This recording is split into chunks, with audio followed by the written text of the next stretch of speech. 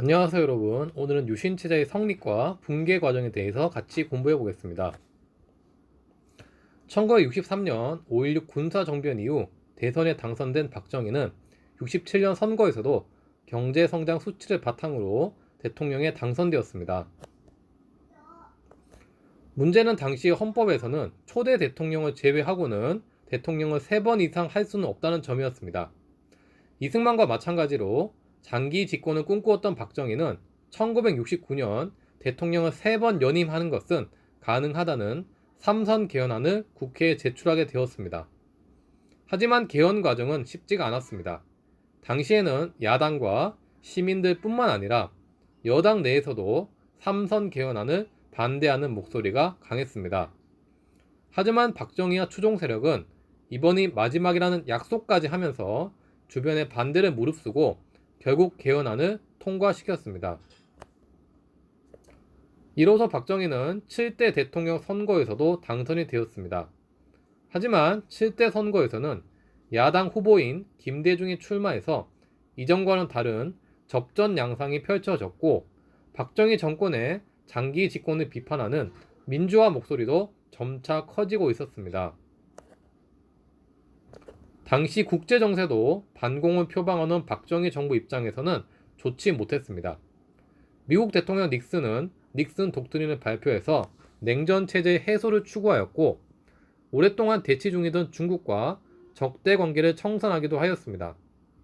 반공을 내세우던 박정희 정부는 국내에서는 독재 정권 타도라는 반대에 부딪혔고 대외적으로도 반공이라는 구호가 점차 힘을 잃어가는 실정이었습니다.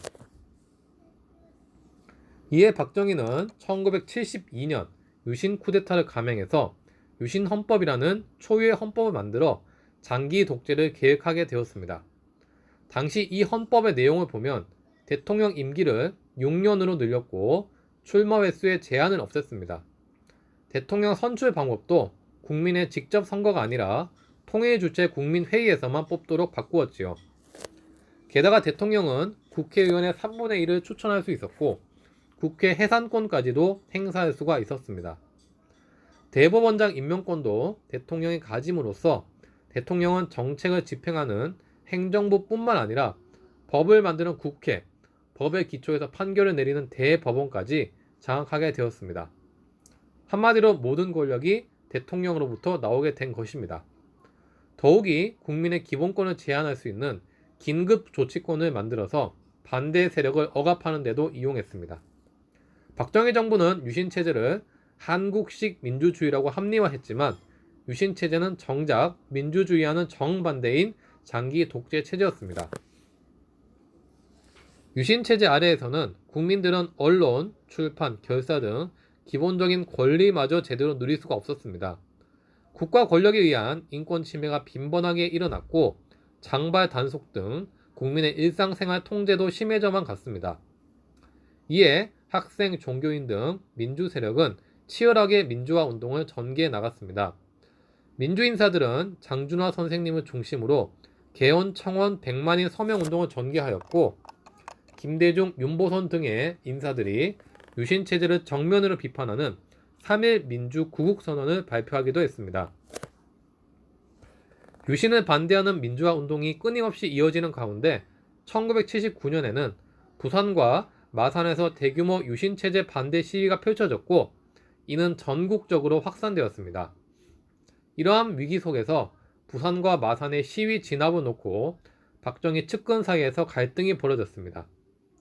이때 박정희의 측근인 김재규는 결국 자신의 반대파와 박정희를 사살하면서 유신체제는 결국 무너지게 되었습니다. 우리가 박정희 정권 시기를 이야기하면 많은 사람들은 경제 성장을 떠올립니다. 하지만 그런 경제 성장은 박정희 정권 자체로 이루어진 것이 아니고 수많은 노동자들의 피와 땀을 통해서 이루어졌습니다. 한편으로 박정희 정권은 20여년간에 가까운 장기 집권으로 결국 많은 사람들의 불만을 사게 되었고 이는 계속해서 민주화 운동이 일어나는 계기가 되었고 결국 유신체제는 민주화 운동에 부딪혀서 붕괴되고 말았습니다. 민주화 운동을 하는 과정에서는 수많은 사람들의 희생이 있었습니다. 그리고 박정희 정권을 다시 극복하는 데에도 수십 년의 세월이 필요했습니다.